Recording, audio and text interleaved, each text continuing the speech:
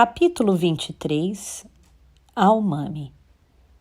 A luz estava definitivamente ali. Após a meia-noite, o dia mudou de domingo para segunda, e Ao-Mami ainda não conseguia dormir. Ela saiu do ofurô, vestiu um pijama, deitou-se na cama e apagou a luz. Não adiantaria ficar acordada até tarde se ela não podia fazer nada. O problema, a princípio, já estava nas mãos de Tamaro e, fosse o que fosse, por hora, o melhor seria tentar dormir e, na manhã seguinte, com a cabeça fresca, poderia pensar melhor no assunto. Mesmo assim, sua consciência continuava totalmente desperta e o corpo pedia atividade. Naquele momento, dormir era impraticável. Ao-Mami levantou-se da cama e vestiu um roupão sobre o pijama. Esquentou água, preparou um chá de ervas e, sentada na mesa da cozinha, bebeu em pequenos goles. Sua mente parecia estar pensando em algo, mas ela não conseguia discernir o que. Era como um nimbo denso e compacto visto à distância e que, a despeito de seu nítido formato, os contornos eram indefinidos. Era como se existisse uma diferença entre a forma e o contorno. Ao-Mami aproximou-se da janela levando consigo a xícara e, por entre o vão da cortina, observou o parque infantil. Obviamente, não havia ninguém. Passava da 1 da manhã e a caixa de areia, os balanços e o escorregador estavam abandonados. Era uma noite especialmente calma, sem ventos, sem nuvens. As duas luas, uma grande e outra pequena, pairavam no céu sobre a árvore gelada. As luas haviam mudado de posição desde a última vez em que as vira, mas, apesar de acompanharem a rotação da Terra, elas continuavam enquadradas dentro do seu campo visual. Enquanto Ao-Mami permanecia em pé, veio-lhe à mente a imagem do cabeção do boneco da felicidade entrando naquele prédio antigo e da placa na caixa de correio do apartamento 303. No cartão, de fundo branco, havia 2 ideogramas. Cav-Na. O cartão não era novo.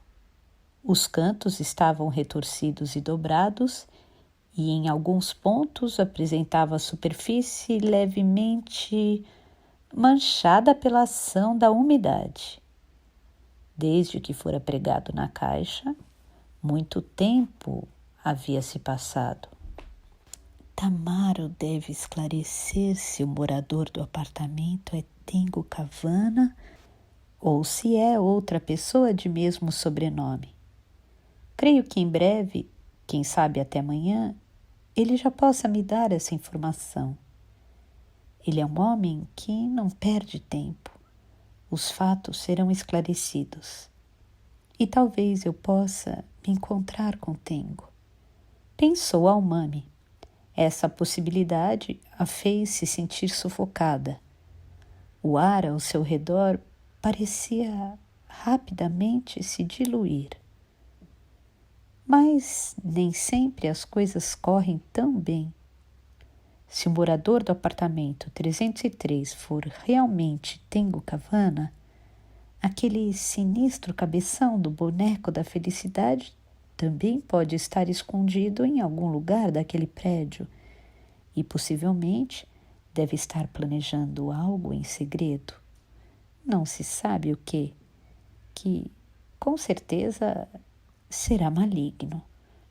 Um plano meticulosamente elaborado que o fará seguir obstinadamente os passos de Ao-Mami de Tengo para impedir-lhes o encontro.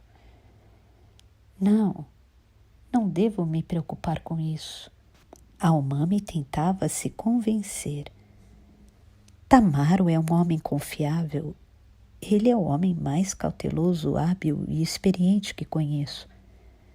Devo deixar esse assunto sob sua responsabilidade, pois ele com certeza vai agir a meu favor e me defender do cabeção do boneco da felicidade.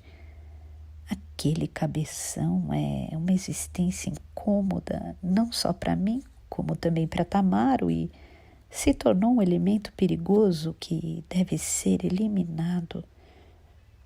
Mas, e se por acaso Tamaro achar que, por algum motivo desconhecido, o meu encontro com Tengo não é apropriado, o que irá acontecer? Nesse caso, Tamaro possivelmente vai eliminar quaisquer chances de eu me encontrar com Tengo. Eu e Tamaro temos um sentimento recíproco muito próximos à afeição. Não há dúvidas. Mesmo assim, sua prioridade, seja qual for a situação, sempre será a de promover o interesse e proporcionar a segurança da velha senhora. Esse é o seu trabalho.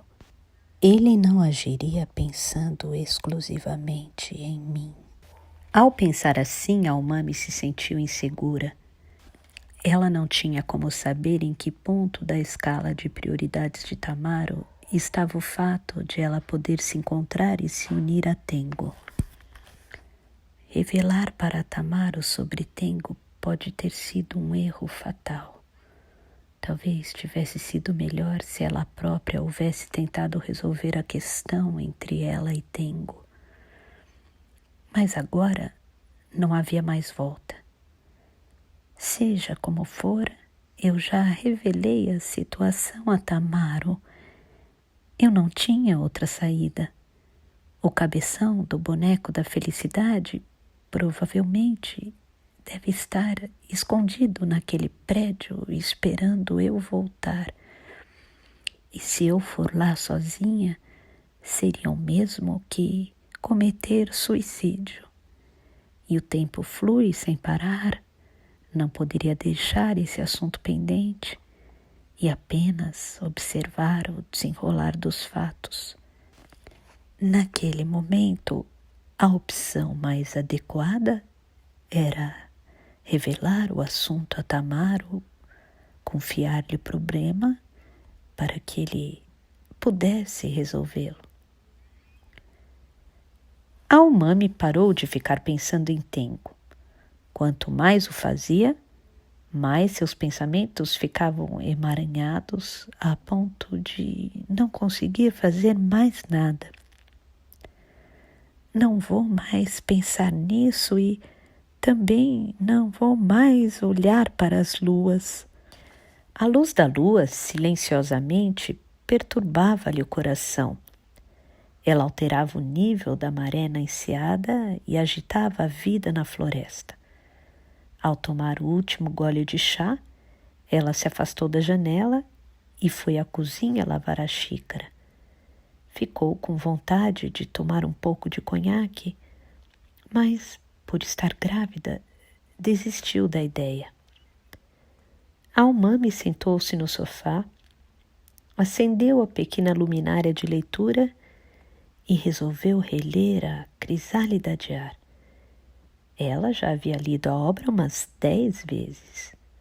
Não era uma história longa e já havia, inclusive, decorado alguns trechos. Mesmo assim, achou melhor relê-la com mais atenção. Ela sabia que não conseguiria dormir e desconfiava de que havia deixado passar alguma coisa importante. A Crisálida de Ar era um livro que continha uma espécie de código. Eriko Fukada, provavelmente, deve ter escrito essa história com o objetivo de divulgar uma mensagem. Tengo reescreveu habilmente o texto, tornando-o uma obra literária. Os dois formaram um time e criaram um romance que chamou a atenção de muitos leitores. Segundo o líder de Sakigake, os dois possuíam cada qual um dom que complementava o outro. Eles juntaram as forças e realizaram um trabalho conjunto. Se confiarmos nas palavras do líder, quando a Crisálida de Ar se tornou um best-seller, ela revelou um tipo de segredo que impedia as atividades do povo pequenino e desde então a voz se calou. Consequentemente, o poço secou e a água deixou de jorrar. A influência daquele livro foi imensa. Almami se concentrou em ler atentamente o romance linha por linha. Quando os ponteiros do relógio de parede indicavam 2h30, Almami já havia lido 2/3 do romance. Nesse ponto, ela fechou o livro e esforçou-se para colocar em palavras o que sentia em seu âmago. Não chegava a ser uma revelação, mas havia nela uma imagem muito nítida, uma forte convicção. Eu não fui trazida para cá ao acaso. Esse era o sentimento que a imagem lhe proporcionava. Eu estou aqui porque preciso estar aqui. Até hoje eu achava que tinha vindo parar no mundo um Q84 sem ter o controle da situação e que alguém me trouxe para cá intencionalmente. O trem que eu estava foi desviado do trilho principal num determinado ponto, seguindo um plano pré-estabelecido. E foi então que vim parar nesse novo e estranho mundo. Quando percebi, estava aqui. Estava num mundo em que pairam 2 luas no céu e onde existe o povo pequenino. Neste mundo em que existe uma entrada, mas não uma saída. Foi isso que o líder me disse um pouco antes de morrer. O trem era a história que Tengo escreveu e eu não tinha como não fazer parte dela. Por isso é que estou aqui neste momento. Uma existência completamente passiva. Em outras palavras, sou uma anônima de papel secundário e me sinto confusa, como se estivesse no meio de uma névoa. Mas não deve ser só isso, pensou Almami. Não deve ser só isso. Não sou só uma pessoa que foi trazida para cá passivamente à mercê de um plano traçado por outra pessoa. Pode até ser, mas ao mesmo tempo sei que vim para cá por escolha própria. Decidi estar aqui por vontade própria. Ela estava convicta disso. A razão de eu estar aqui é clara. Há um único motivo: encontrar Tengo e me unir a ele. Esse é o motivo principal de eu existir nesse mundo. Se olharmos pelo sentido inverso, esse é o único motivo de este mundo existir dentro de mim. Como espelhos colocados frente a frente, refletindo uma imagem ao infinito, isso pode ser um paradoxo sem fim. Eu faço parte desse mundo e esse mundo é parte de mim. A umami não tinha como saber que tipo de enredo continha a nova história escrita por Tengo. O que ela conseguia intuir era que, possivelmente, havia 2 luas pairando no céu e que o povo pequenino também fazia parte dela. Por outro lado, ao mesmo tempo em que Tengo escreve a história também é minha. A umami estava certa disso. Ela descobriu isso ao reler o trecho em que a protagonista fazia uma crisálida de ar no depósito durante a noite junto com o povo pequenino. Enquanto a umami lia a descrição detalhada e clara daquela cena, ela sentiu um calor em seu ventre, um calor estranhamente profundo que provocava deleite em seu coração. Havia um núcleo, ainda que pequeno, mas de onde emanava uma fonte de calor. Ela sabia, mesmo sem precisar pensar a respeito, o que era essa fonte e o que significava esse calor. Era uma coisa pequenina. Essa coisa pequenina sentiu afeição ao ver a cena em que a protagonista e o povo pequenino construíam a crisálida de ar. E como uma reação a essa cena, emitia o calor. A umami colocou o livro sobre a mesinha, abriu um botão da camisa do pijama e colocou a mão sobre o ventre. A palma sentiu o calor que havia ali. Esse calor parecia emitir uma suave luz alaranjada. A umami desligou o abajur para observar atentamente essa luz no quarto escuro. Era um brilho tênue, quase imperceptível, mas a luz estava definitivamente ali. Não havia dúvidas. Não estou sozinha, pensou a umami.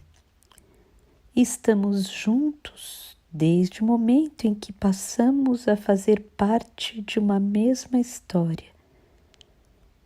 Se essa história é de Tengo e é também minha, significa que posso escrever um enredo. Era o que a umami pensava. Posso tanto acrescentar coisas como reescrevê-la. O mais importante é que posso decidir como ela termina, certo? Ela passou a considerar essa possibilidade.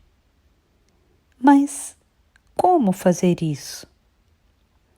A umami não sabia. O que ela sabia era a existência dessa possibilidade. Por enquanto, era apenas uma teoria sem fundamento concreto. A umami cerrou os lábios na serena escuridão e começou a pensar. Isso era muito importante. Era preciso pensar com profundidade. Nós formamos um time, assim como Tengo e Eriko Fukada se uniram para fazer a crisálida de ar. Nessa nova história, eu e Tengo é que formamos um time.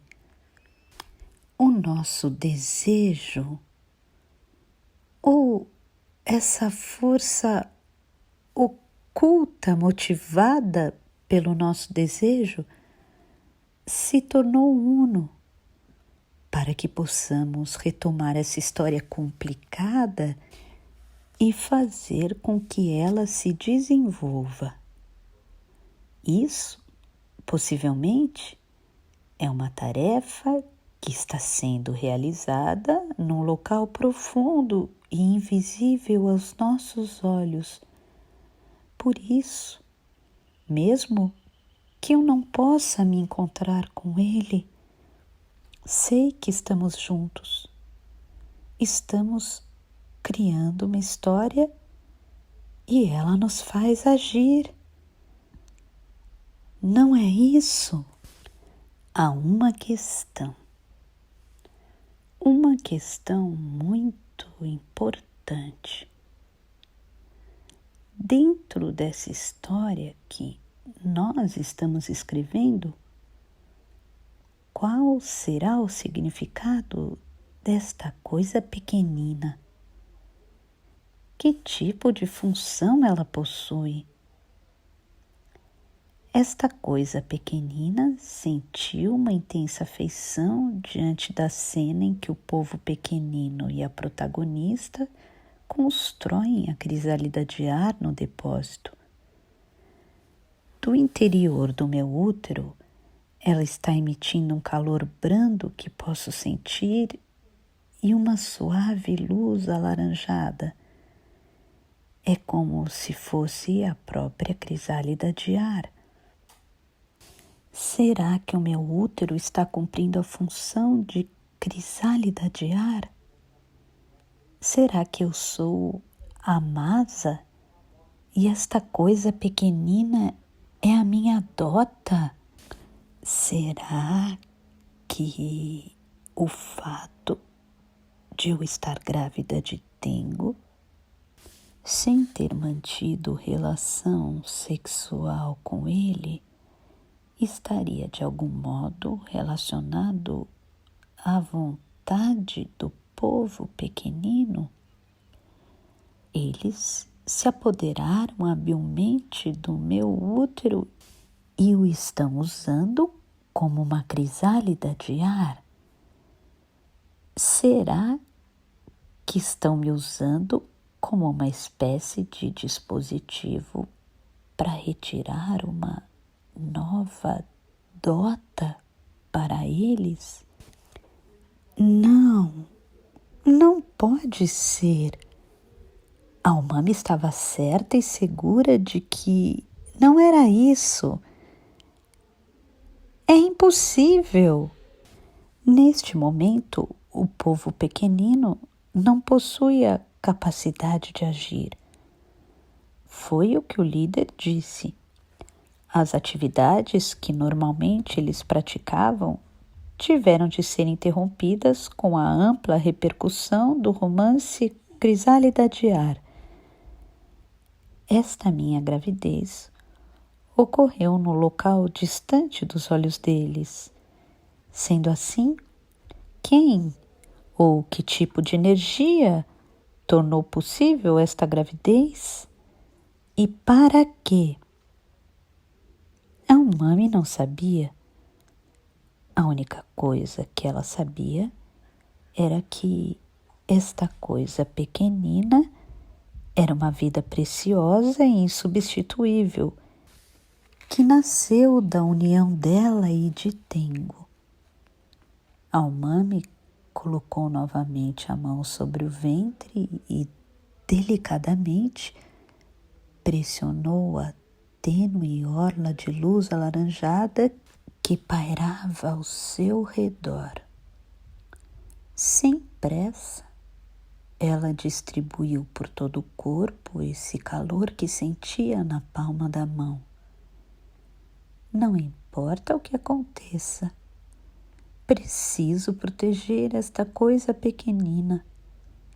Não vou deixar ninguém roubá-la de mim. Ninguém vai prejudicá-la. Nós vamos cuidar dela e protegê-la. A Umami tomou essa firme decisão em meio à escuridão. Foi para o quarto, tirou o roupão e deitou-se na cama de costas. colocou a mão sobre o ventre e sentiu novamente o calor na palma da mão. Não me sinto mais insegura nem hesitante. Eu preciso me fortalecer ainda mais. O meu corpo e a minha mente precisam se tornar um só. Finalmente, o sono se aproximou silenciosamente, como uma fumaça a envolver-lhe o corpo. No céu, ainda pairavam as duas luas.